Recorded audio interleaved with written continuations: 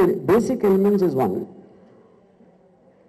ఇప్పుడు సినిమా నన్ను ఫస్ట్లో ఎవరు అడిగారు 5 రోజుల్లో ఎట్లా తీస్తారు అంటే నేను ఫస్ట్ అసలు మనం 100 రోజులు ఎందుకు తీస్తాం మనకు అర్థమైతే 5 రోజులు ఎందుకు అర్థమవుతుంది.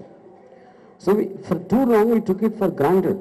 ఇందాక నేను ఎక్స్ప్లెయిన్ చేసినట్టు లైటింగ్ టైం మధ్యలో అసలు ఏదైనా సినిమాకి ఎక్స్టెండ్ అవుతుంది. మిగతా రెడీగా ఉంటాయి, స్క్రిప్ట్ ఉంది, యాక్టర్స్ ఉన్నారు, డైలాగ్స్ వచ్చి ఉన్నాయి. మనం మ్యాక్సిమం ఇప్పుడు మీరు చూస్తే in between shorts lighting time అనేది తినేస్తుంది time. So a combination of that is one, and second point is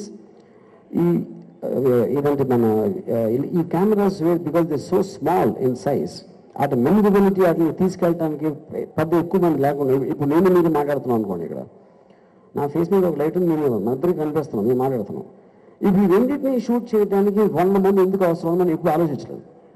That is the primary thing. So I don't think it's a camera alone. It is a combination of these 2-3 elements. So ఈ particular అంటే నేను ఒక example చెప్తాను. సత్య అనే picture నేను 98లో ఒక 45 to 50 days తీసాను.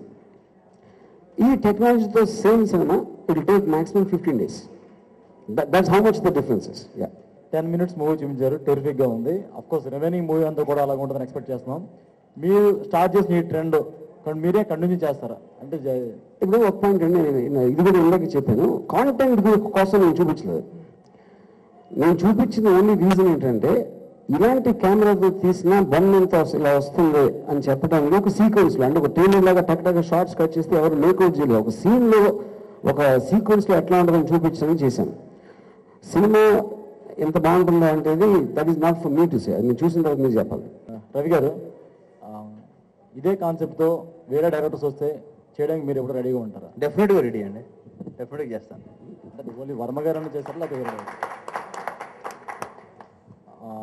వేరే టెక్నిక్ పరంగా కాకుండా ఈ క్యారెక్టరైజేషన్ మీకు బాగా నచ్చిందండి?